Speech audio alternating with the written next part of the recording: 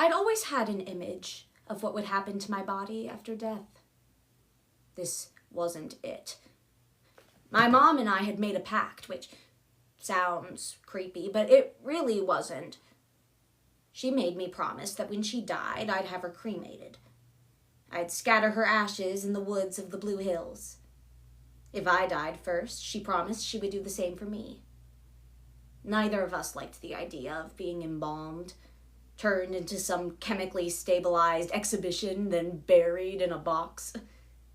We wanted to be in the sunshine and the fresh air and just kind of dissolve. I hadn't been able to keep my promise to my mother. Now I was getting exactly the kind of funeral I didn't want. My eyes watered. I'm sorry, Mom. I wanted to push over the coffin. I wanted to torch this place. But I had a job to do. The sword. If it was in the coffin, it wasn't in plain sight. I held my breath and slipped my hand along the inside lining like I was searching for loose change. Nothing. Thinking the sword might be hidden by a glamour, I stretched my arm over the coffin, trying to sense the blade's presence like I'd done on the Longfellow Bridge. No heat. No humming. The only other option was to check under the body. I looked down at Magnus 1.0. Sorry, man. I tried to tell myself the corpse was an inanimate object, like a scarecrow. Not a real person. Certainly not me. I rolled him to one side. He was heavier than I would have thought. Nothing underneath but safety pins holding the coat in place. A label on the white lining read, 50% satin, 50% polyester. Product of Taiwan. I lowered the body back into place. Dead Magnus's hair was all messed up now.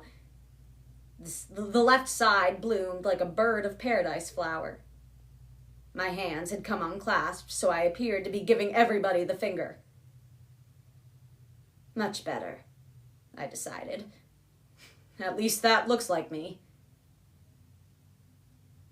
Behind me, a broken voice said, Magnus? I almost jumped out of my Wiggles shirt. Standing in the doorway was my cousin, Annabeth. Chapter 26. Hey, I know you're dead, but call me, maybe. Even if I hadn't seen her in the park 2 days before, I would have recognized her up close. Her wavy blonde hair hadn't changed since childhood. Her gray eyes had the same determined look, like she'd chosen a target in the distance and was going to march over and destroy it. She was better dressed than me. Orange North Face ski jacket, black jeans, lace-up winter boots. But if people saw us together, they would have mistaken us for brother and sister. She looked at me, then at the coffin. Slowly, her expression changed from shock to cold calculation. I knew it, she said. I knew you weren't dead. She tackled me in a hug. As I may have mentioned, I'm not a big fan of physical contact, but after all I'd been through, a hug from Annabeth was enough to make me crumble. Yeah, My voice turned ragged. I extracted myself as gently as I could and blinked tears out of my eyes. It's really good to see you. She wrinkled her nose at the corpse. Are you going to make me ask? I thought you were dead, you butt. I couldn't help smiling. It had been 10 years since she'd called me a butt. We were overdue. Hard to explain. I guessed that much. The body is fake? You're trying to convince everyone you died? Not exactly. It's best if people think I'm dead, though. Because I am dead, I thought. Because I went to Valhalla, and now I'm back with a dwarf and an elf. How could I say that? I glanced at the chapel doorway. Wait, did you pass a guy on the way in? My friend was supposed to be keeping watch. No. Nobody was out there. The front door was unlocked. My equilibrium tilted. I should check. Whoa! Not until I get some answers. Honestly, I don't know where to start. I'm kind of in a dangerous situation. I don't want to get you involved. Too late. She crossed her arms. And I know a lot about dangerous situations. Somehow, I believed her. Here I was, a reborn super warrior from Valhalla, and Annabeth still intimidated me. The way she held herself, her steely confidence. I could tell she'd overcome some hard stuff. The same way you could tell which guys in the shelters were the most dangerous. I couldn't just blow her off. But I also didn't want to drag her into my mess. Randolph almost got killed on the bridge, I said.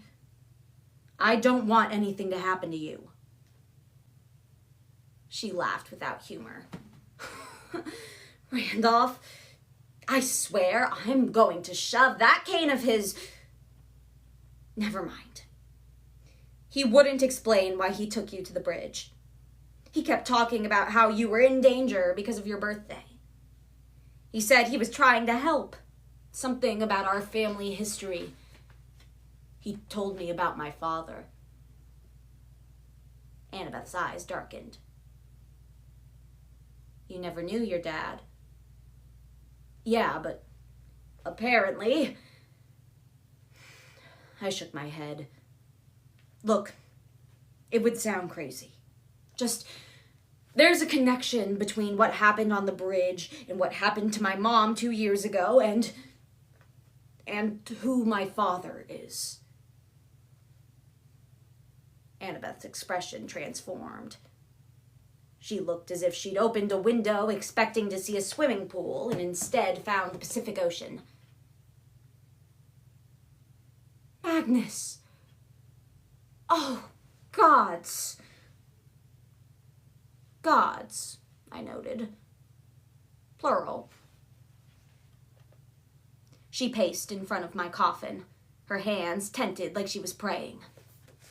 I should have known. Randolph kept rambling about how our family was special, how we attracted attention, but I had no idea you... She froze, then grabbed my shoulders. I'm so sorry I didn't know sooner. I could have helped you. I'm not sure. My dad's flying back to California tonight after the funeral, she continued. I was going to catch the train for New York, but school can wait.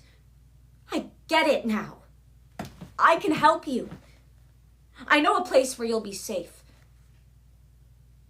I pulled away.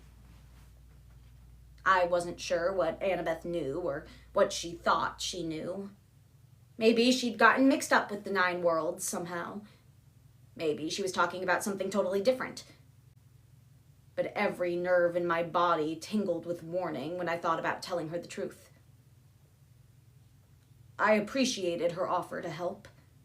I could tell it was genuine. Still, those words. I know a place where you'll be safe. Nothing activated the flight instincts of a homeless kid faster than hearing that. I was trying to figure out how to explain that when Hearthstone stumbled into the chapel doorway. His left eye was swollen shut. He gesticulated so frantically I could barely read the signs. Hurry! Danger! Annabeth turned, following my gaze. Who? That's my friend, I said. I really have to go. Listen, Annabeth. I took her hands. I have to do this by myself. It's like a personal quest. I was going to say pain in the... Yeah, quest works. If you really want to help me, please just pretend you didn't see me.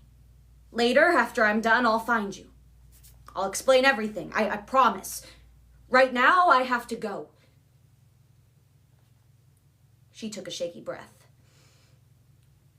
Magnus, I probably could help, but...